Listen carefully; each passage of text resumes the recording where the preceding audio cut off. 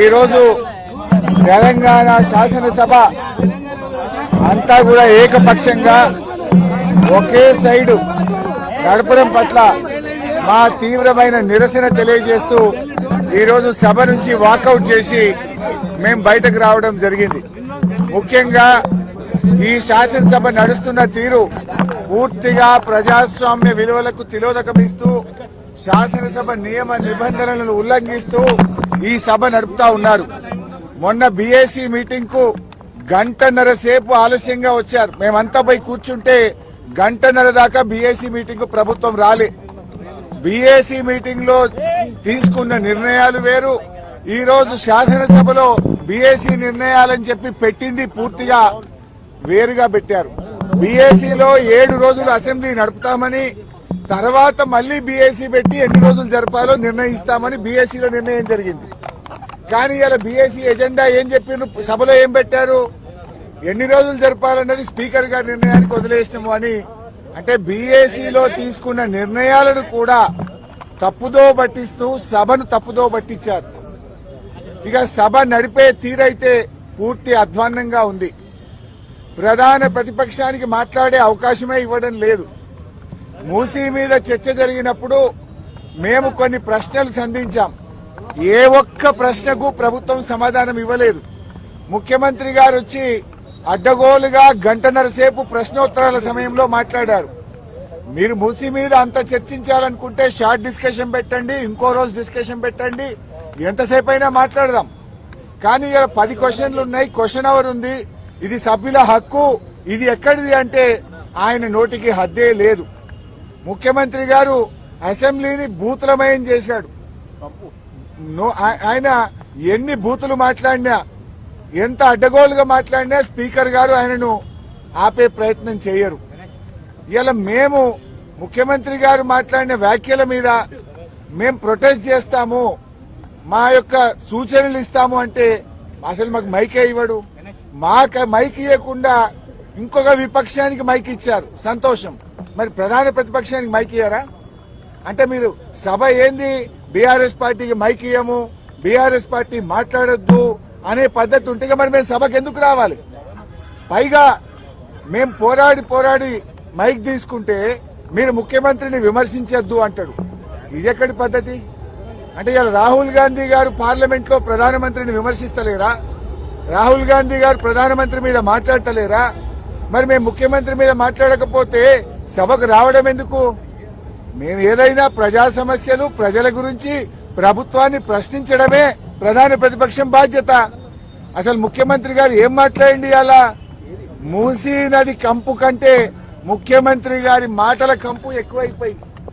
ఇవాళ మూసీ ప్రక్షాళన కంటే ముందు ముఖ్యమంత్రి గారి నోరు ప్రక్షాళన చేయాల్సిన అవసరం ఉంది.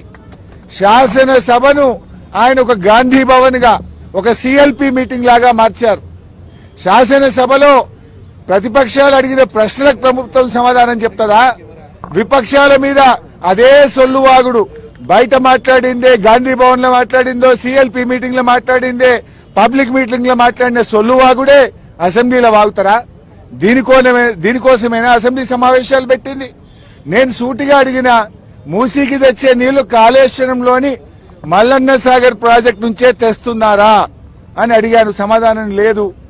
మూసీకి మేము వ్యతిరేకం కాదు, మూసీలో పేదల ఇండ్ల కూల్చివేతకు వ్యతిరేకం. ఆ పేదలకు 2013 చట్టం ప్రకారంగా డబ్బులు ఇచ్చారా? ఇస్తే వివరాలు చెప్పండి అని అడిగాం. ₹1 ఇయ్యలేదు. వాళ్ళ ఇండ్లు కూలగొట్టి కేసీఆర్ గారు కట్టించిన డబుల్ బెడ్రూమ్లు ఇచ్చి పంపించారు.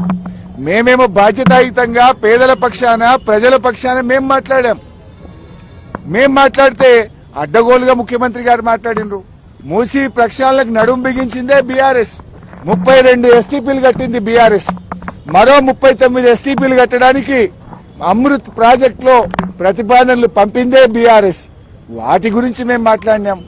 కానీ రేవంత్ రెడ్డి గారు ఎంతసేపు ఎదుటి వాళ్ళ మీద బాడీ షేమింగ్, నువ్వు పొడుగెక్కున్నావు, నువ్వు అద్దాలు పెట్టుకున్నావు, ఏం చిల్లర మాటలు, నువ్వు ముఖ్యమంత్రివా ఏమన్నా స్ట్రీట్ రౌడీవా? స్ట్రీట్ రౌడీలు కూడా నీకంటే మంచిగా మాట్లాడతారు. నువ్వు ఆ కేసీఆర్ గారి మీద పదే చావు భాష కోరుకుంటావా? తెలంగాణ తెచ్చిన నాయకుడు, ప్రధాన ప్రతిపక్ష నాయకుడు, 10 ఏళ్లు ముఖ్యమంత్రిగా చేసిన కేసీఆర్ గారిని పట్టుకొని అడ్డగోలు మాటలు మాట్లాడతావు. నువ్వు ఒక తెలంగాణ ద్రోహివి, నువ్వు ఒక నీళ్ల ద్రోహివి.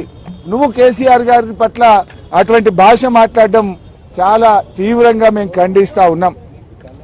రాహుల్ గాంధీ గారు పొద్దున్న లేస్తే రాజ్యాంగం చేతిలో పట్టుకొని తిరుగుతాడు. ఇక్కడేమో అసెంబ్లీలో రాజ్యాంగం ఖూనీ అవుతా ఉంది. ప్రధాన ప్రతిపక్షానికి మైకే ఇవ్వడం లేదు.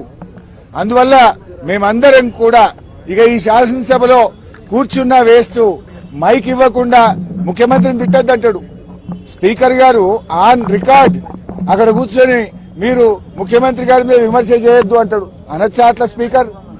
ముఖ్యమంత్రి గారి మీద మీరు మాట్లాడితే మీ మైక్ కట్ చేస్తా అంటాడు. మరి మేము ఉండేందుకు అసెంబ్లీలా?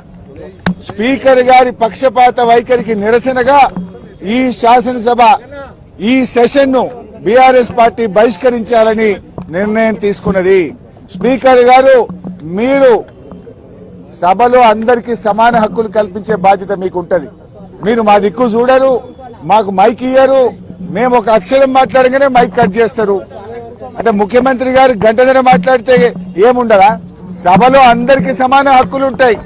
ఆయన నోటికి అడ్డు అదుపు లేకుండా చిల్లర మాటలు వ్యంగ్యంగా అడ్డగోలుగా రేవంత్ రెడ్డి మాట్లాడితే నువ్వు ఆపే ప్రయత్నం చేయవు. అన్ని సత్యదూరమైన అబద్దాలు మాట్లాడితే దాన్ని నువ్వు మాట్లాడవు. ఇవాళ అవినీతి గురించి మాట్లాడుతుండు. అవినీతికి ఇవాళ రేవంత్ రెడ్డి గారు అడ్డాగా మార్చిండు. రాష్ట్రంలో ఎప్పుడు లేని ఇవాళ ఏ బిల్డింగ్ కు పర్మిషన్ రావాలన్నా, యూసీ ఇవ్వాలన్నా స్క్వేర్ ఫీట్ కు ఒక ఆర్ఆర్ ట్యాక్స్ పెట్టిండు. ఆర్ఆర్ ట్యాక్స్ పెట్టింది నువ్వు కాదా? హైదరాబాద్ లో ఏ బిల్డర్ని అడిగినా బిల్డరు చెప్తారు కదా, యూసీకి ఎంత తీసుకున్నావు, లేదా బిల్డింగ్ పర్మిషన్ కి ఎంత తీసుకున్నావు, ఫైనాన్స్ లో బిల్లులు రావాలంటే 30% కమిషన్, ల్యాండ్ కన్వర్షన్ కావాలంటే 30% కమిషన్. ఈయన ఇంకా పైగా అవినీతి గురించి మాట్లాడుతుండు. అసలు నీకు మాట్లాడే నైతికత ఉందా? ఈ రాష్ట్రాన్ని అవినీతిమయం చేసినావు.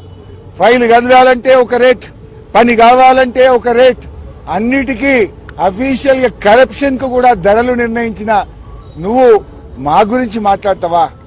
ఇవాళ ఈ ప్రభుత్వం యొక్క తీరును, శాసనసభ నడుస్తున్నటువంటి తీరు, స్పీకర్ గారి వ్యవహార శైలి ఇలా చాలా దారుణంగా ప్రజాస్వామ్య విలువలు పడిపోయే విధంగా ఉన్నాయి. మా గొంతు నొక్కుతా ఉన్నారు, మాకు మైకు ఇవ్వడం లేదు. సభలో ఏకపక్షంగా నడుపుతున్నటువంటి తీరుకు నిరసనగా, ఈ ప్రభుత్వానికి వైఖరికి, స్పీకర్ గారి వైఖరికి నిరసనగా ఈ శాసనసభ సమావేశాలను బీఆర్ఎస్ పార్టీ బైకాట్ చేస్తుంది.